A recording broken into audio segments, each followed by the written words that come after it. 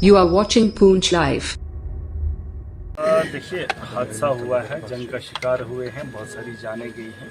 बस उनके परिवार से मिल रहे हैं और इनकी हिम्मत को सलाम करते हैं। और पहली बार पाकिस्तान ने जो शेलिंग की है, सुनने में आया है कि सिटी के अंदर, शहर के अंदर बगल में हॉस्टल है, वहाँ वो जो नज़ारा दिख रहा है। अब जिस हॉस्टल के अंदर लोग इलाज करने जाते हैं वो भी सेफ़ नहीं है, और घरों के अंदर बैठे हैं वो भी सेफ़ नहीं है। और सरकार की तरफ से कोई नेता नहीं आया जहां लोगों की मौत हुई। पूरी दुनिया के अंदर चर्चे हुए कि हिंदुस्तान और पाकिस्तान का जंग चल रहा है और उस जंग में लोगों की मौत हुई, उनके घर जाने वाला कोई नहीं, जिन्होंने कुर्बानियां दी उनको जानने वाला कोई नहीं। सरकार मरने का 10 लाख देती है। अरे 10 लाख है कितना, क्या कर रहे हो, और उसमें भी इतनी देरी।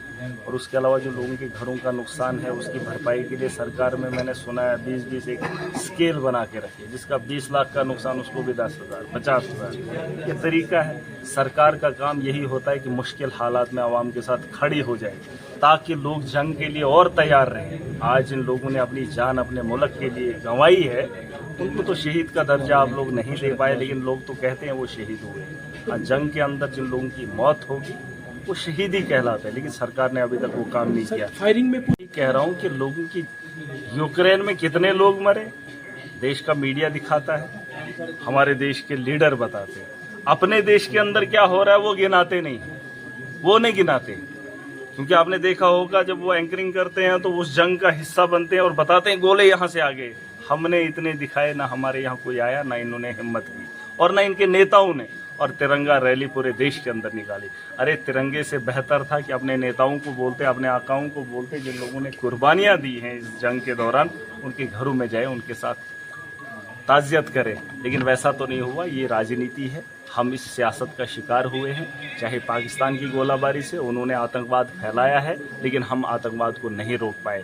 वो हमला करेंगे तो हम उनका जवाब देंगे, लेकिन वो फिर मारेंगे। देखिए, ये पहलगाम में जो हुआ उसके बाद हमने सिंदूर ऑपरेशन चलाया, लेकिन जब सिंदूर ऑपरेशन हमारा हुआ उसके बाद जो 15 लोगों की जान गई, उसका ऑपरेशन का क्या नाम रखा तो है, सिंदूरी कहा। अभी आगे चलेगा, लेकिन कब चलेगा। फिर ट्विटर पे 2 लाइनें लिखने के बाद जंग नहीं रुकनी चाहिए थी। मैंने कहा, देखिए एक चीज़ मैं बताना चाहूँगा, डर का एक माहौल है जो यहाँ पर सह रहा है, देख रहा है, वो डरा हुआ है, सहमा हुआ है। फैसले दिल्ली में हो रहे हैं और ना मुआवजा हो रहा है, ना लोगों की सुनवाई हो रही है, और ना यहाँ पर हॉस्टल वैसे बनाए हैं कि लोगों को राहत मिलती।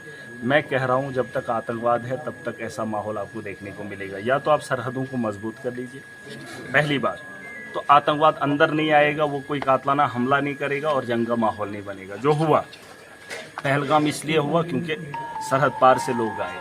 उसके बाद आप एक काम और कर सकते हैं कि कूटनीति, जिसकी आपने डंका पीटा था पूरे देश के अंदर कि मोदी की कूटनीति कूटनीति कूटनीति, वो अमेरिका जो डोनाल्ड ट्रंप आपका दोस्त था, वो दोस्त पाकिस्तान के साथ खड़ा हो गया।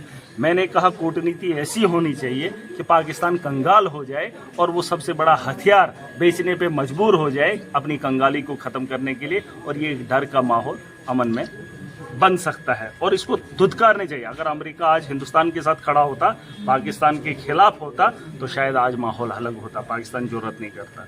तीसरी बात, आप बातचीत करने के लिए तैयार नहीं है। अगर आप बातचीत नहीं करेंगे तो वो अपनी हरकतों से बाज नहीं आने वाला। ठीक।